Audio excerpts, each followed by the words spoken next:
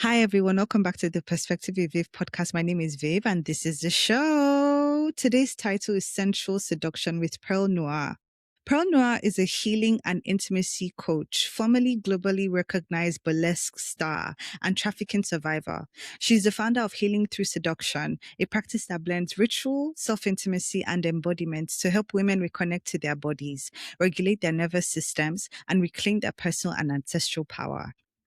Known as the central Jiminy Cricket, which I'm going to ask you about later, and the Queen of Transformation, Pearl has empowered over 7,000 people worldwide, been featured at Lincoln Center, the Millionaire Summit, Cosmopolitan, MTV, and Broadway World, and holds a Lifetime Achievement Award in Burlesque and Healing. Off camera, she's likely hosting Tatcore and Champagne movie nights, catching the latest season of RuPaul's Drag Race, which is good, or dancing under the moonlight. Hi, Pearl. Thank you for joining me. Hi, Viv. Thank you for having me. And thank you for that powerful introduction. Yes, we have to talk about the fact that I am, in fact, a sensual Jiminy Cricket later. Yes. Yes. Because when I read that, I was like, oh my gosh, I know who Jiminy Cricket is. So let's add sensuality to it. Yes. Don't worry, we'll dive into that. Okay. Yeah. So tell me about you. Tell me about your journey from burlesque star to healing and intimacy coach. So my journey from burlesque star to a healing coach, actually, they are one and the same. So since I was young, I remembered my assignment. I absolutely know for a fact that I chose my mom. I absolutely know for a fact that I chose my family. And I chose this path. And Josephine Baker herself, they cannot tell me different. Josephine Baker herself said, boom, boom, boom, boom, boom, boom, her to honor my legacy. And that is what I have done. And That's amazing. I have to say, my journey actually started with me being trafficked by a friend, someone that I thought was a friend. So it was me being trafficked, pimped out, and set free. So my journey with burlesque actually started when I was 19. I found myself graduating high school, and I grew up in the South. And unfortunately, there was this thing where you graduate, you get out. And bless my little heart, my grandma didn't tell me that I had to go. But being that I was brought up to be the strong and independent one, and she was raising all of her grandchildren, I did not want to burden her. So I left. I moved into an hotel. For those who don't know, an hotel is a motel with the M missing, the flashing light. It's like, you know the sign, the M is missing and it just says hotel with Smurf blue carpet, flat Smurf blue carpet. And I said, but I'm independent. I'm 19. I'm independent. And I called someone I thought was my friend. And I said, hey, girl, let's get together. I'm like, do you still want to kind of move together? You still want to be performers together? And she said, yes, come and stay with my girlfriend and I. I'm like, okay. So I'm thinking I'm going to this place. We're going to have a good time. And we did. That's how you get got. A lot of people think sex trafficking is limited to like, you're walking down the street wearing something you shouldn't, and here comes someone in the van. Oftentimes the abuse is from someone you know. And so we were partying all weekend. And then Monday, I kid you not, I was chilling and I was literally told, hey, so we're going to hold tonight. Here are your shoes. Here's your dress. And here's your whole name. And I had no money.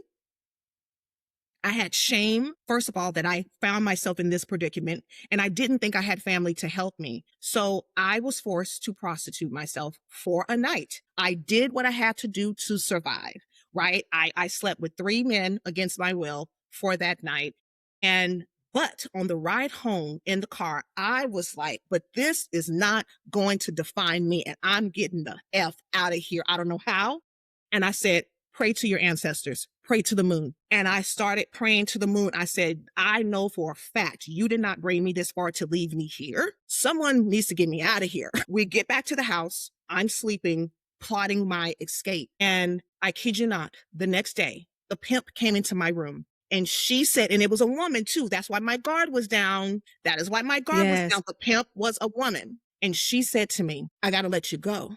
I had a dream that you are meant to do bigger and better things and that you're anointed, and your people came to me in a dream and I have to let you go. So where can I drop you off? Whoa. And a few years later, I found myself performing burlesque for the first time, paying homage to Josephine Baker in a banana skirt at the goddamn House of Blues in New Orleans, where some of the greats have graced that stage. So my journey in burlesque starts with me honoring the moon, honoring who I am, not letting something define me, but also being trafficked and having a pimp see the power in me. That's how we got here. My goodness. Wow. That's Yeah. such a riveting story. Yeah. So profound. So many layers to it. Let me start. Number one, yes, you are right. Most times when people are trafficked, it's by somebody that you know, and most times they use women as a way to let women have their guard down so that Yes. it's easy for them to be manipulated. Yes. That's one. Two, very, very, I love that you started talking about praying to your ancestors and the moon because people don't understand the power that comes with that. I Yeah. love it's very inspiring that a time that could have been a very low point, you immediately use that as an opportunity to push yourself outside of that environment through Mhm. prayer. And Yeah. immediately your pimp was like, I have to let you go. Has anyone ever said that kind of story before? I've never heard that kind of story before. And shout out to my coach, Robert Hartwell, because he's my keynote coach and he went from being on Broadway to he's now like has his own TV show. And when he was training me, I was telling him like, well, I've traveled all over the world paying homage to Josephine Baker. Let's talk about that. He was like, well, let's dive deeper. And it was my first time. He was like, what happened before burlesque? And it was my first time in my 40s telling the story. And he said, no, that's your story, not Josephine Baker. That's your Whoa. story. So that's how I ended up telling the story about how I got pimped out and then found myself to where I'm at now, a icon in burlesque, and now have my own company, Healing Through Seduction, where I teach other women how to release any shame that doesn't belong to them. Wow. Beautiful. Thank you. So what is burlesque for people that don't Mm, know? And how did you get into that? Let us go straight into like the form, everything. Don't be afraid to share details. Yeah, yeah. So when it comes to burlesque, some people think burlesque is about, someone going on stage with a fake persona and shaking some tassels, doing a little ooh, ooh, ooh, ooh, ooh. And that's one way. But like the power of burlesque is one of the oldest art forms, period. Right. And so burlesque actually means to make a spectacle of. And to me, burlesque has always been an avenue for healing because burlesque is the only art form in this world where nothing is going to happen to your body or you or your story unless you say it. It's the only place where you have full autonomy because the other art forms are so powerful, right? But you have to follow a formula if you're doing tap. Ballet, it must be done this certain way, right? If you're singing opera, it ain't opera unless it's in Italian, right? But burlesque, you decide the story and you decide how you're going to strip and shed for the audience. And for me, I use the art of burlesque as a way to come back home to myself because again, it was not just the trafficking. I grew up in Dallas. I grew up in the South. I loved being Black, but I didn't like being a dark skinned Black woman. So every time I went on stage as I was performing, as I was stripping off my clothes, I was also intentionally stripping off shame, stripping off guilt, stripping off the layers. And the audience had such a reaction to me because I wasn't just doing choreography. I wasn't presenting a persona. I was presenting the highest version of myself.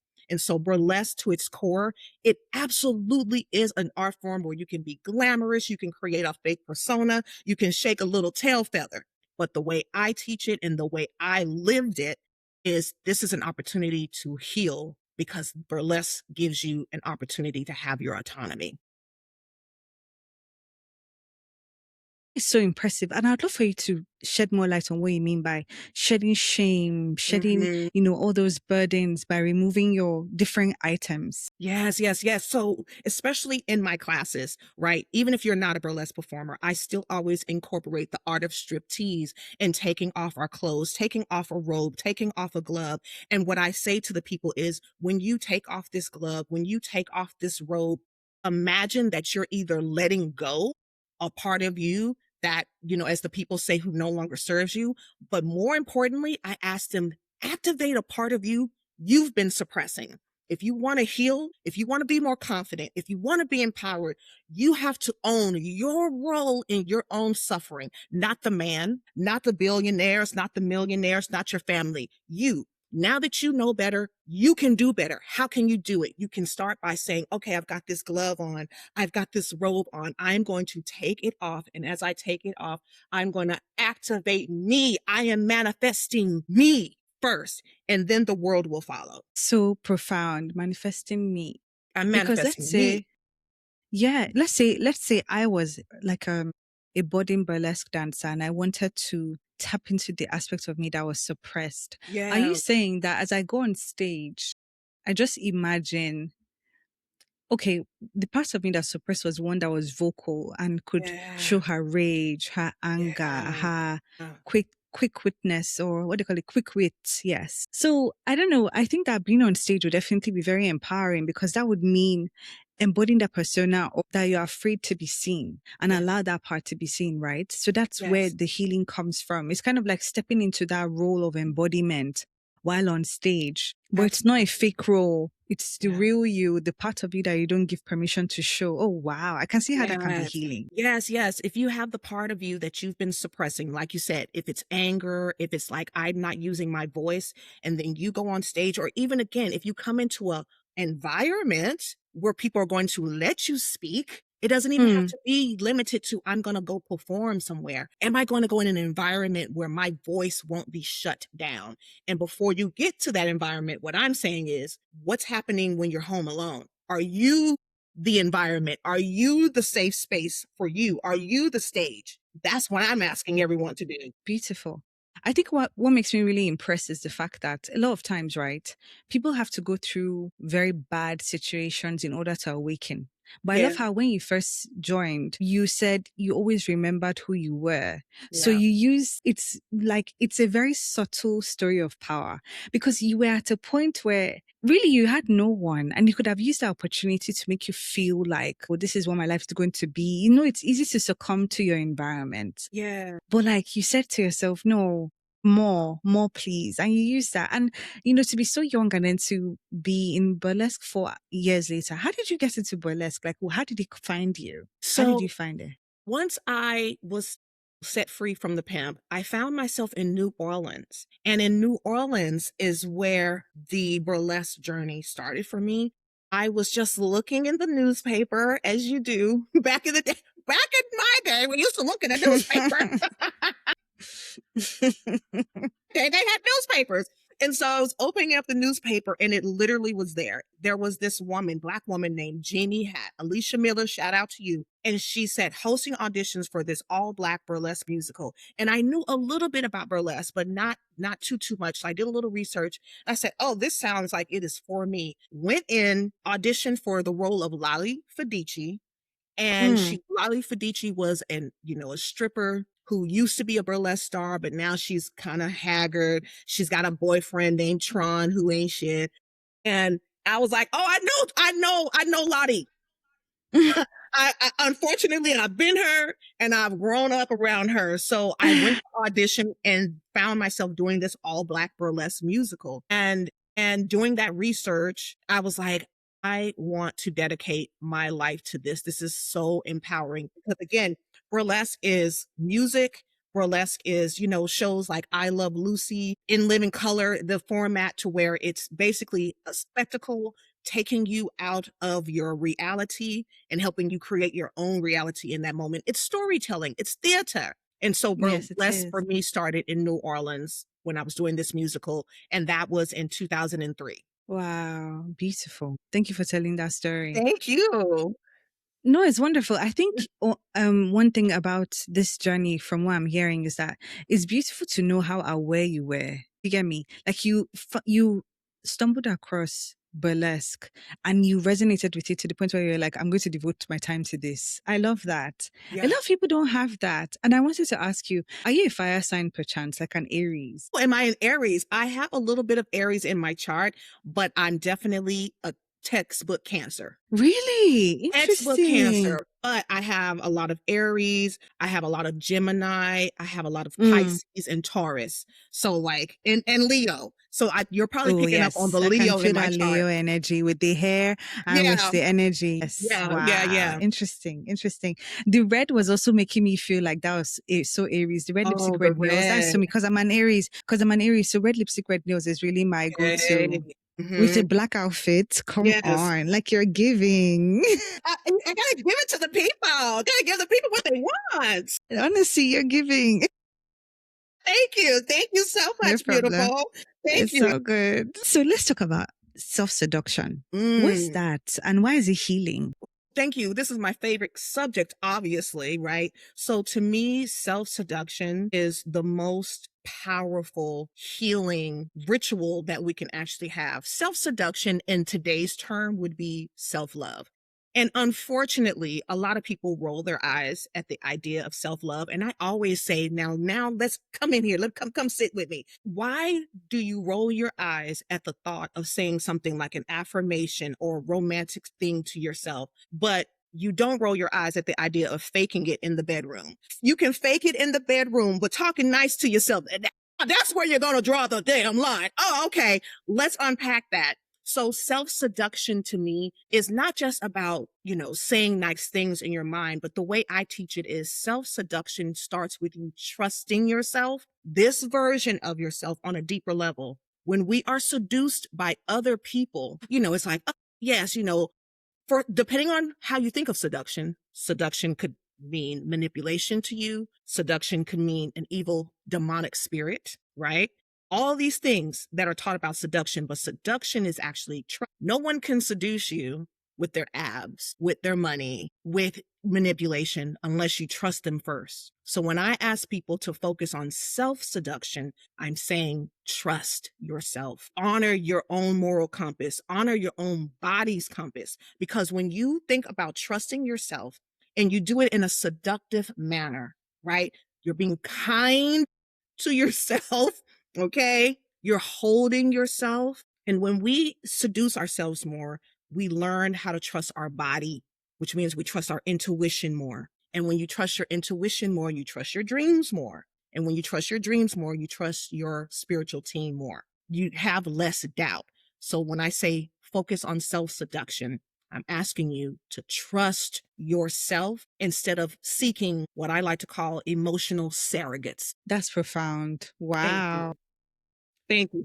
She got a little, she's not just showing the titties out here. She's got a brain, everybody. She's got a brain. It's giving scarecrow. If I only had a brain, scarecrow, you've had the brain the whole time. Come on. Gosh, I love that. I love that. Honestly. Wow.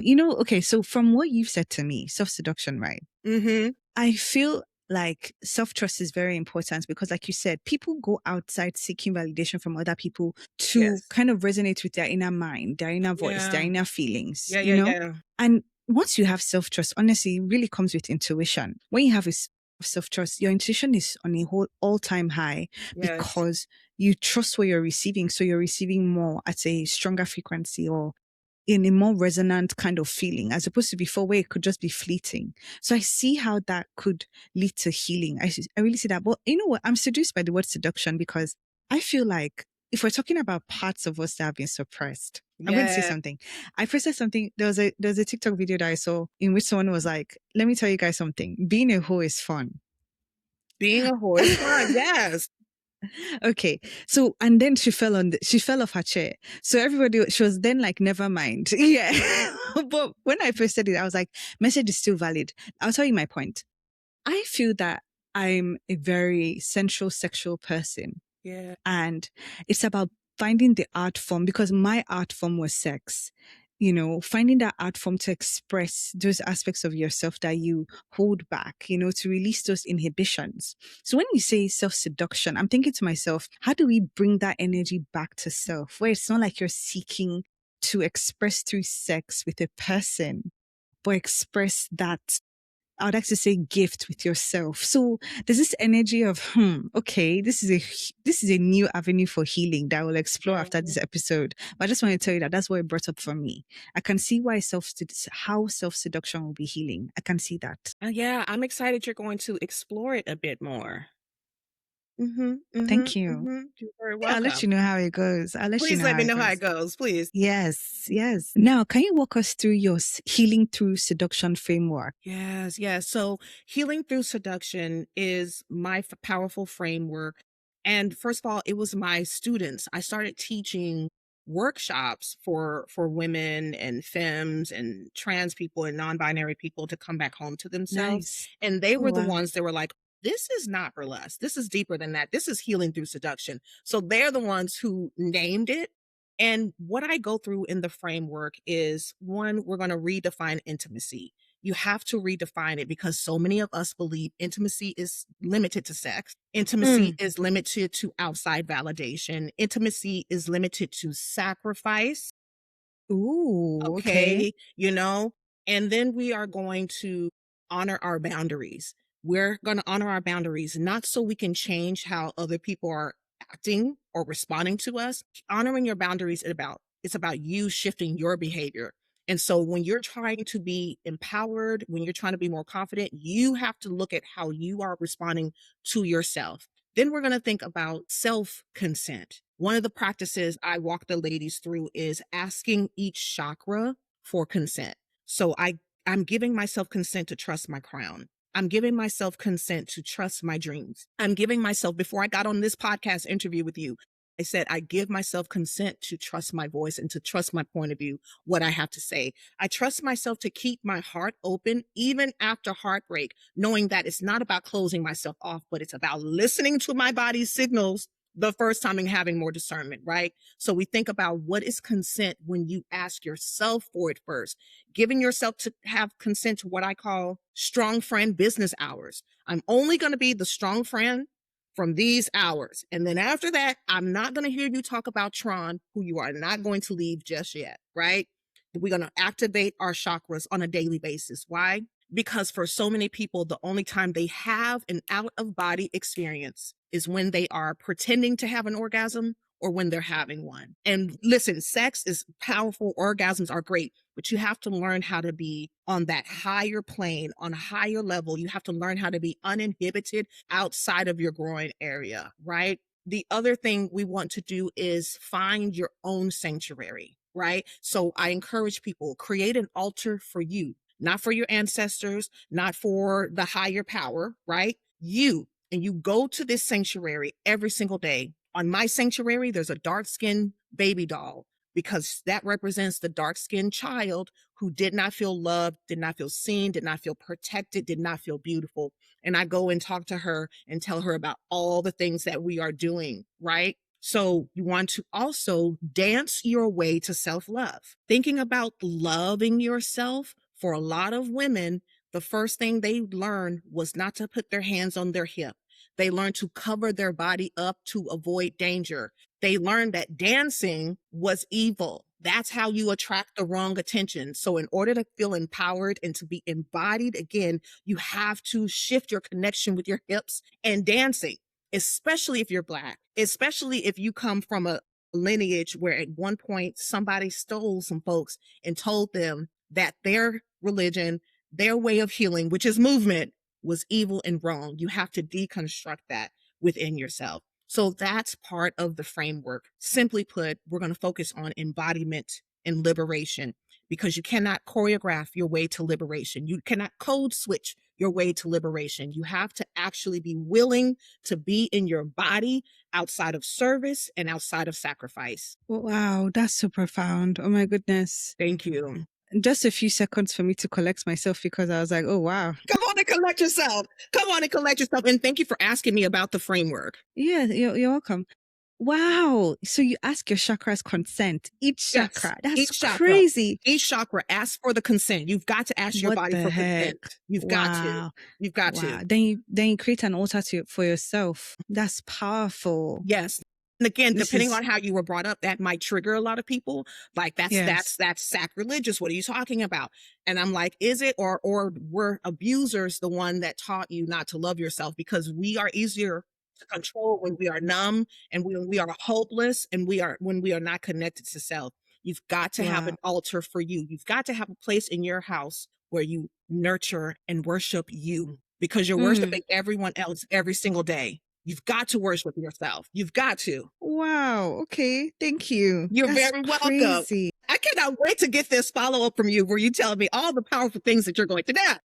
For real. For real. Honestly, I'm so dumbfounded. Like, I'm like, wow. Like my mind is like really opening up in a different way. And I'm like, I'm really enjoying this. I'm doing my job Yes. then. I'm doing my You job. you are wonderful. Now, I don't know which way to go. Should we talk more? Okay, you know what? Let's talk about, since we're talking about altars, let's talk about ancestors. Let's talk Why about is the it ancestors. important to focus on our ancestors while healing? Woo! And what sort of ancestral work do you partake in? Okay, listen, let's talk about the ancestors. Why is it important to think about ancestors when you're healing? When you have been told your entire life that your ancestors, and I'm from America, I'm talking about it from the American Black perspective. I was taught my whole life that my ancestors and the way they healed were evil, but the slave masters that brought them here were not. Now, where in the hell they do that at? I was taught that the women who were called witches, and some of them were just called witches because their husbands didn't want to be married to them anymore. I was taught that a woman who was accused of being a witch was evil, so they burned her at the stake. But the people with the goddamn flames were to be celebrated. Now, where they do that at? I was taught that so many Black women were so powerful that even the men who were prejudiced against them couldn't keep their hands off of them. But the Black women were called Jezebels, and they had an evil demonic spirit in them, but not the man who was pillaging her body. Now, where they do that at? So what made me think about the power of ancestors and knowing yourself for yourself and having a sanctuary for yourself was when I was 15. I went into church happy as I can be with a baby on my hip, proud as I can be with that baby on my hip. And the elders who were visiting called me a Jezebel. My grandma overheard and said, "Don't you dare say that to her. That's not even her baby." I was taking care of my younger brother because my mother was not in the position to do so. So they were judging me, and I was actually the hero.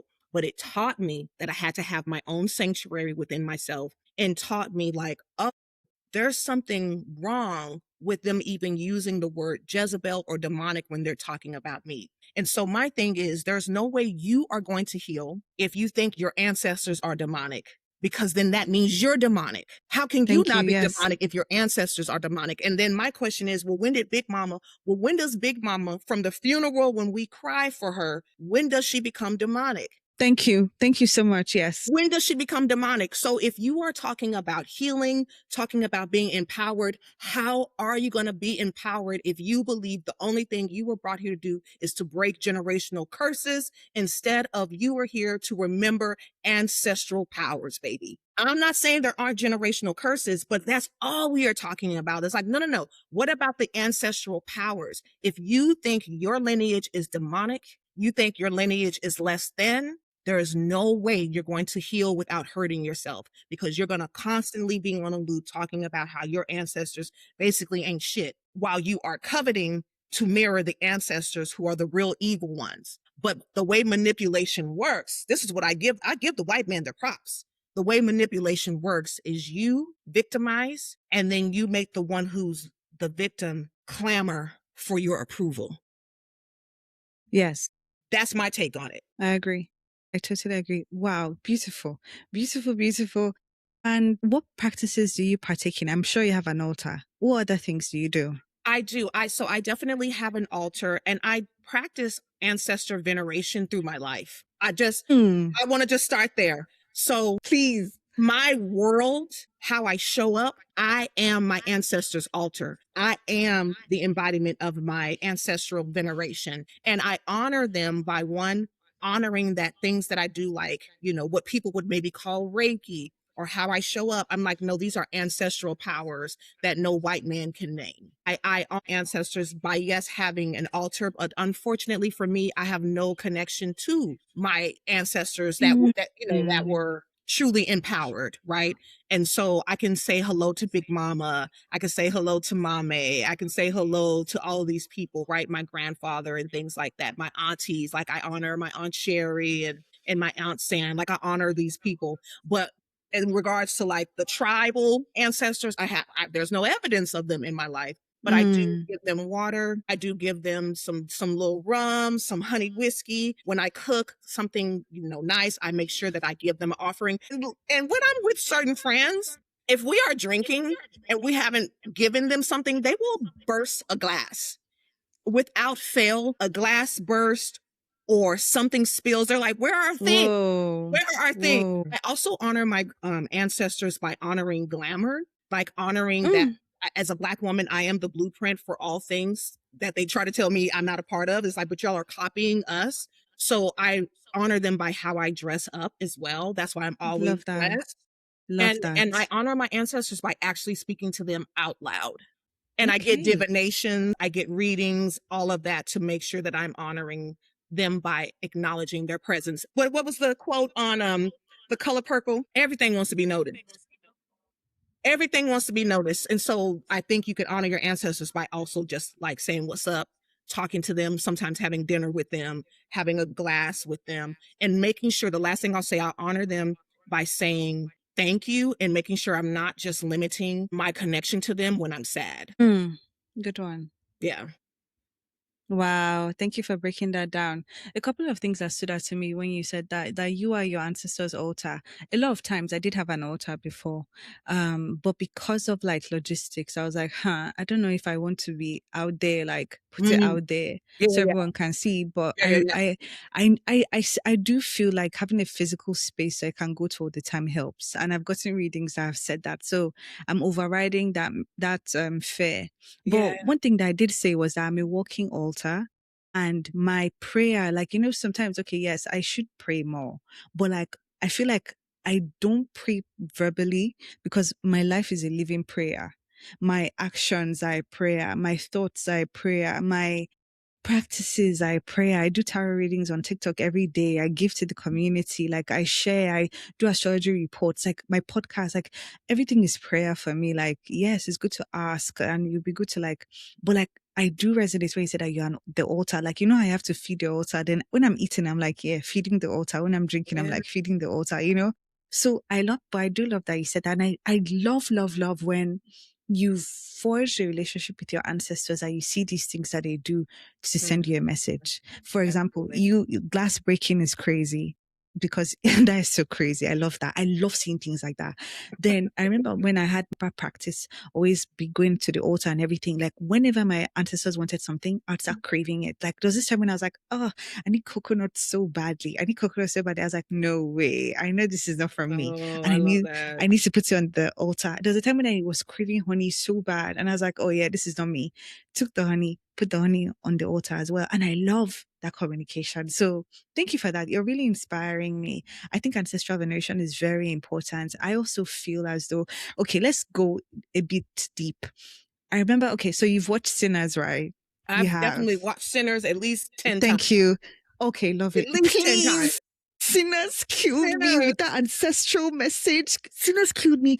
Let's not even talk about that scene where Miles Canton was singing and then we had all the ancestors show up from time, forward and backward. What I'm Mm-hmm. trying to say is that after watching Sinners and being inspired, I also then watched the Book of Clarence. So I Ooh, I was in haven't that, seen that one. yeah.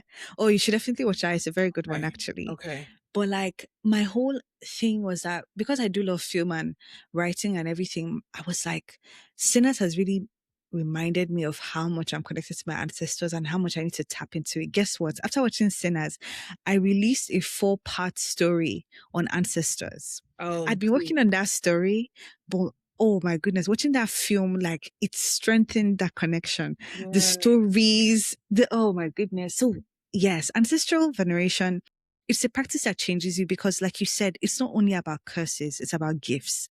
And when you're blessed to be the person that is healing generational curses, you're also blessed with a lot of generational gifts because you can carry those gifts. I love when you're able to trace back gifts based on family patterns. Like a lot of us are artists, we draw, we paint, all of that. Okay, fine. But like I remember when I was writing, I was like that, I'm going to put all my ancestors that were writers.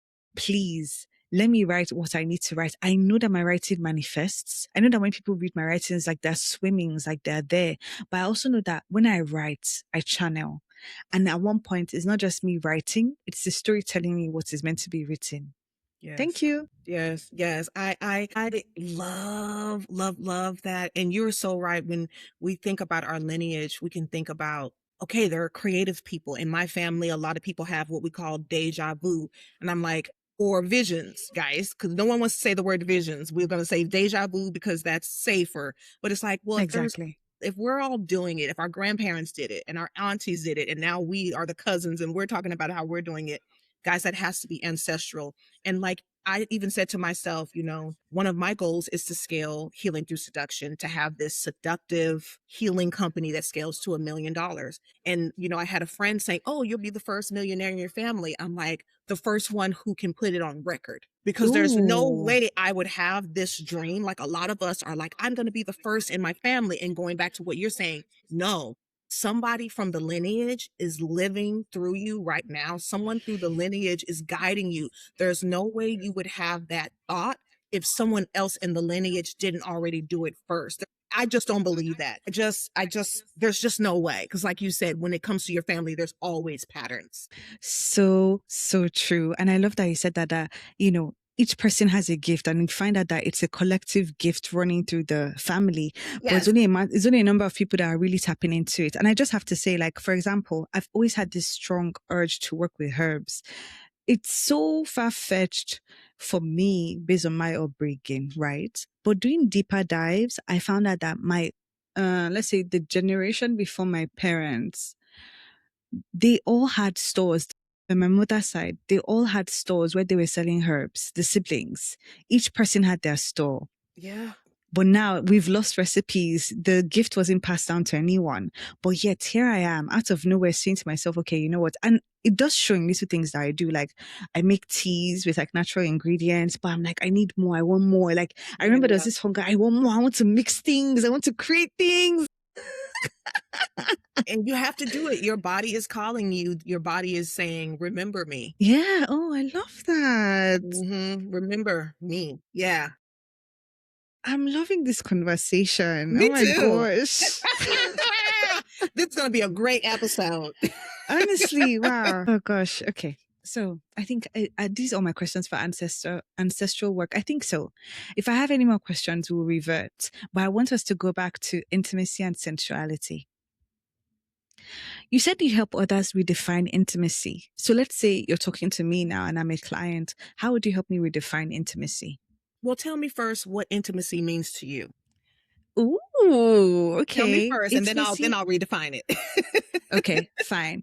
Intimacy to me is tenderness. It's extra care. Like it's not the care that people expect. It's the care at the edges. Like, oh, I didn't know that you noticed that and you cater to that. You know what I'm saying? That's intimacy. Intimacy for me is understanding, like being someone's safe space to show themselves, but also knowing that as they show themselves, you're not going to use it against them, and they're Yeah. also not going to do that against you as well. That's intimacy for me. I guess intimacy is also like quality time, just spending time together and being in each other's space and seeing how you guys are without doing too much. Those three things. So I would say if you were my client, you were coming to me talking about intimacy, and your first thing you said, intimacy is, that quality time, right? And not using anything that one tells another against the other. That's when I would say, when it comes to you expanding your business, expanding your reach, expanding all of your connections, the first thing I would say is honor what you just said. So anytime there's a moment of self-doubt, anytime there's a moment of imposter syndrome, you then say to your mind in an intimate way, hey, I told you what I wanted to do. Don't use my fear against me. You got to talk out loud to the fear. You got to talk out loud to the imposter syndrome. You say, no, I need you, mine. I do this. I say, mine, I need you to be the safest space for me. Do not use any of my fears against me. I want to be intimate in my mind. That's how you can redefine intimacy in your mind. The other way you can redefine intimacy is, you talked about you love making your teas, you love your herbs, and you feel like that's an ancestral gift that's coming through you. So I would say make sure that the tea ceremonies that you have are actual ceremonies, that you're not just from this day forward, you're never just making tea. It's always a beautiful and powerful actual ceremony. You take your time and you are allowing yourself to be intimate with your senses. Actually pause, geisha style.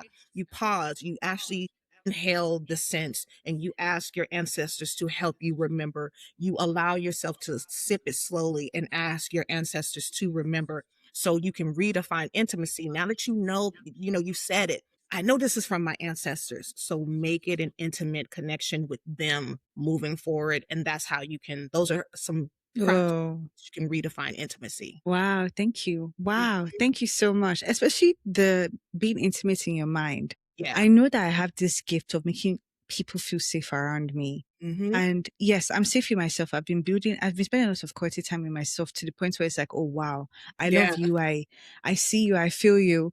But that intimacy in the mind, that's a different level. So thank you for that. You're Thank you. welcome. You're welcome. Wow. Our mind, the brain is the most powerful and weakest muscle. Interesting. Mm-hmm. Yeah. Okay. The Okay. mind can trick you in any way you decide. It can trick you into believing your worst fears, or it can trick you into believing you should have no fear. And so So when it true. comes to So healing and true. intimacy and sensuality, a lot of people think sensuality is choreographed. It's like, how do I look? How am I doing it? What am I wearing? How am I moaning? How am I being seen? Like, no, no, no. Hmm. Intimacy has to start in your mind first. Wow. So what would you say your definition of sensuality is? My definition of sensuality.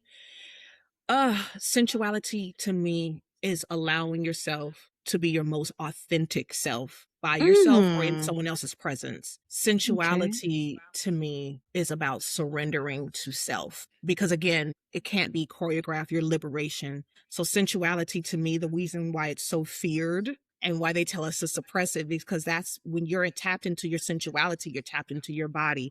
And again, when you're tapped into your body, you trust yourself more, you trust your intuition. And so it's no wonder that sensuality is something that so many people are asked to suppress unless they're making a baby, unless it's for service. Whoa. But if it's just for yourself, no, that's evil, that's bad. And so again, for So me, true. sensuality is about, kind of being uninhibited with yourself, Oof. really trusting Wow. yourself. That's what sensuality is for me. It doesn't look a certain way. It's not about your groin area. It's not about orgasms. It's not about being with other people.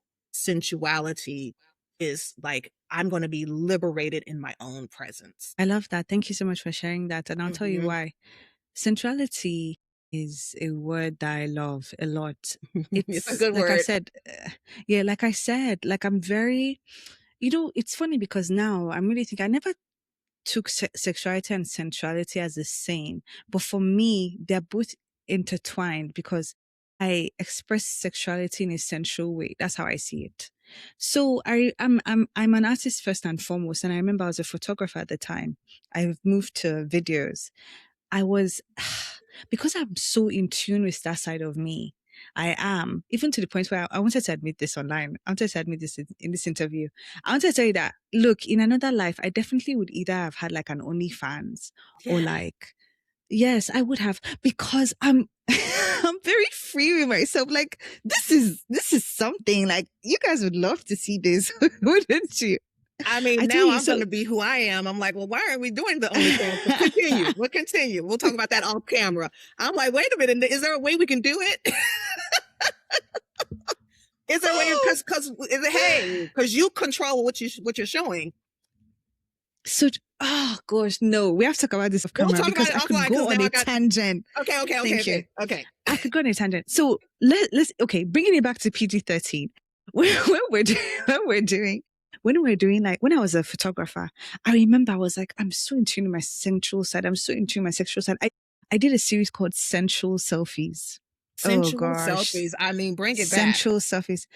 Okay, because no, do you know something? You are really, really tapping into that side of me that I've suppressed, because now I'm being aware that I've suppressed the side of me and you're bringing it out of me. And I'm like, oh no, I'm scared, but I love it. But I'm scared, but I love it. I did sensual selfies and they were the sexiest pictures I've ever done. Even to the point where the guy that I was dating at the time, we went official, he even got like upset, but he didn't want to say that he was upset. You know what I'm saying? Because I was showing myself, and what I love about me was it wasn't about. That's why I really connect with the idea of burlesque. Even though I don't know the full details of it, I know the idea of it because I know that it's the thing of being seen but not being touched, being witnessed. That's how I see it. Mm-hmm, So mm-hmm. those selfies weren't, oh, I'm exposing my cleavage. I'm doing no, no, no. It was energy.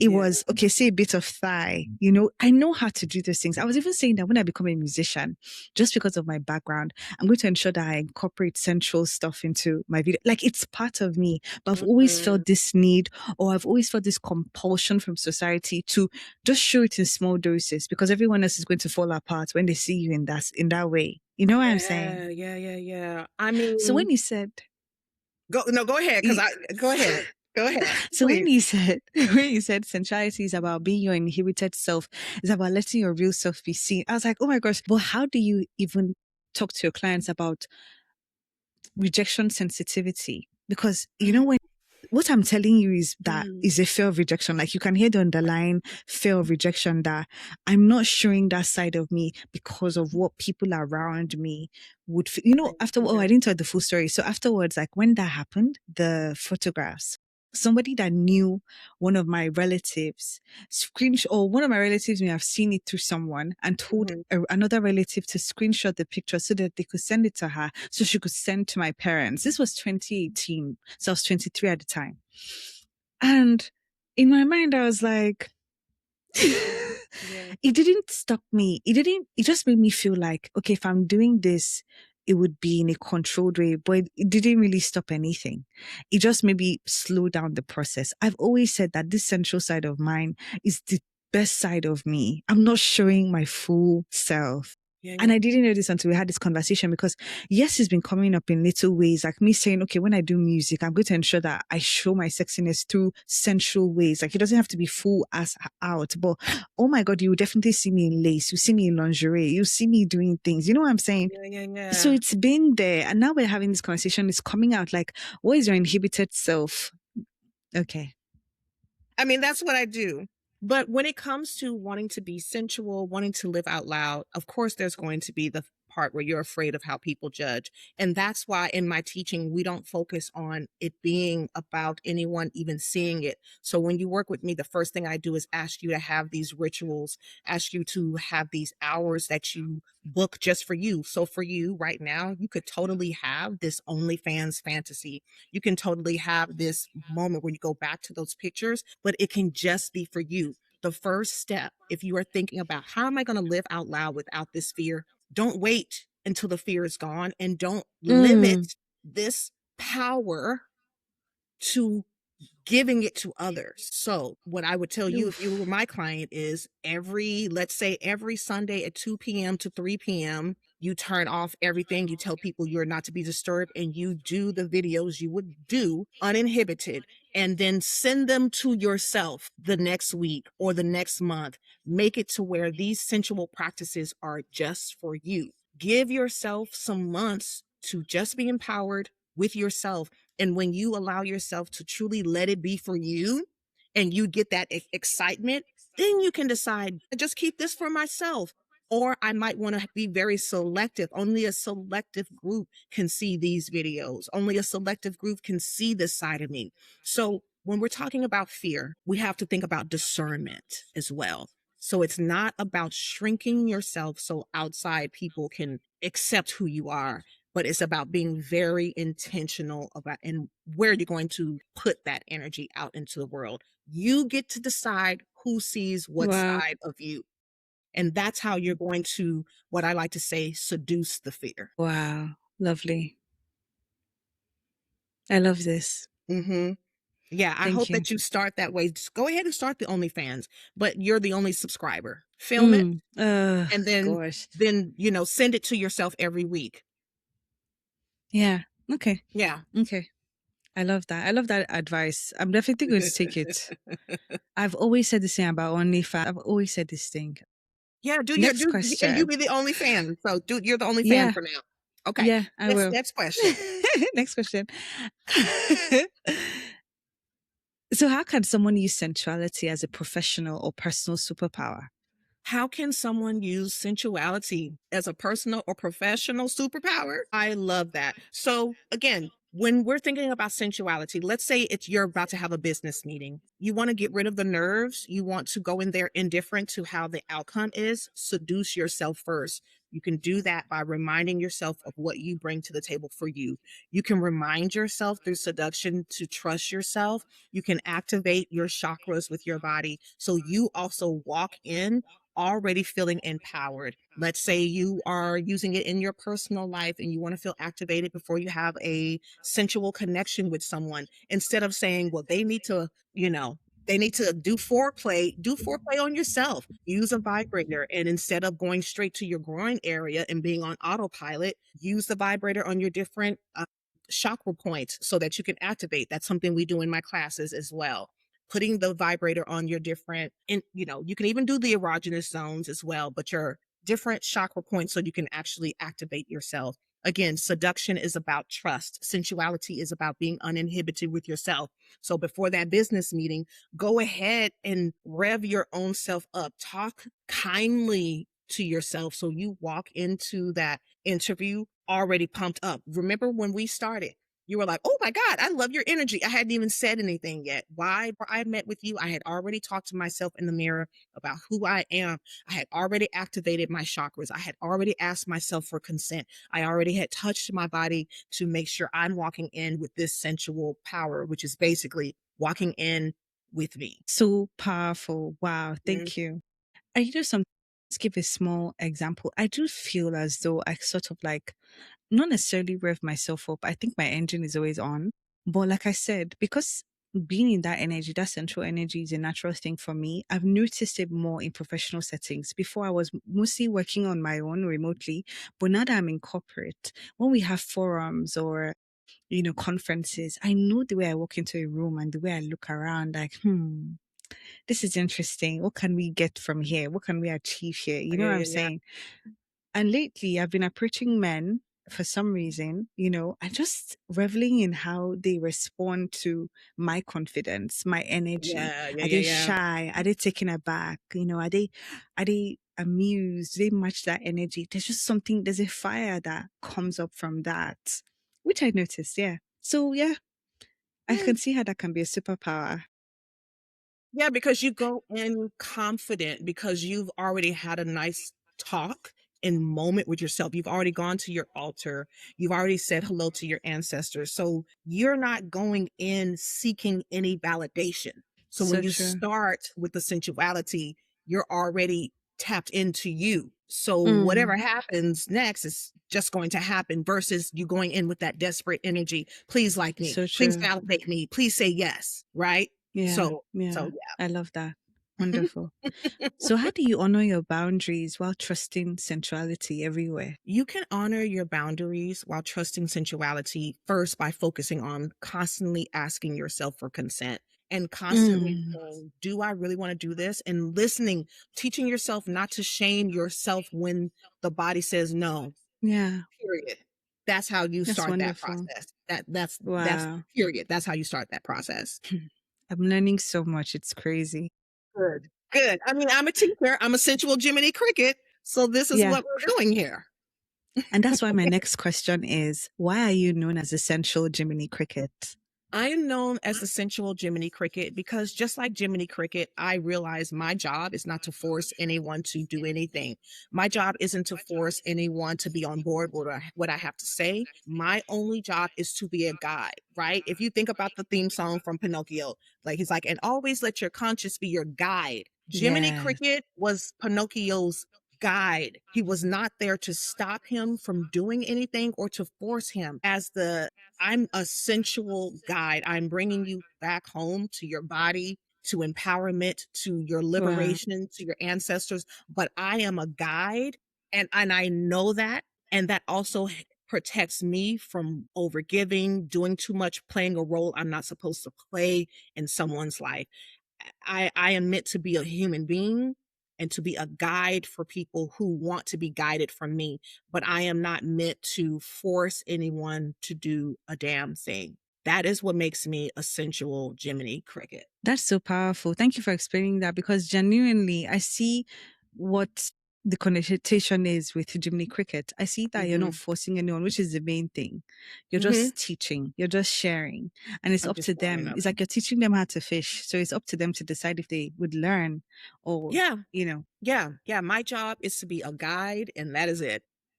wonderful, wonderful. Thank you. So as we get to the end of this episode, what final words would you like to share with with the listeners? Ooh, what final words would I like to share with the listeners? As I look outside, my final words are always remind yourself to be as empowered, as gifted, as bold, and as centered as a tree. When you look at the Ooh, trees moving forward, learn from them. The trees are not afraid of their story. They're not afraid of the different seasons. They don't judge. Winter is not better than summer or spring. And they don't judge the roots. And you got to start honoring the roots. And they stand bold and tall and they show off, knowing they're not showing off. They're just embodying their true identity. So, my final word to the listeners, be like the tree, honor your true identity. Whoa. Wow. Powerful way to end the episode. Thank you so much, Pearl. This was an amazing conversation. I love Thank when the energy is you. so organic, like naturally, like the vibe was right. I've learned so much, like honoring your ancestors, the meaning of intimacy and how to redefine it. I love how you redefine intimacy for me because yes, I have a relationship with myself, but to have a better relationship with my mind where I'm asking for consent and to be a safe space for me, that's so powerful. You also spoke about how sensuality is about being your free, inhibited self, which changes everything. Honestly, I loved how you Mm, spoke about asking your chakras for consent. Oh my God. Like when I think about life, I always think about consent, but I never thought, ask yourself, like, do you give yourself that consent? You're always looking outside for consent from other people, for them to ask you, but do you ask yourself? Beautiful. And the yeah. last thing, self-trust is the art of self-seduction.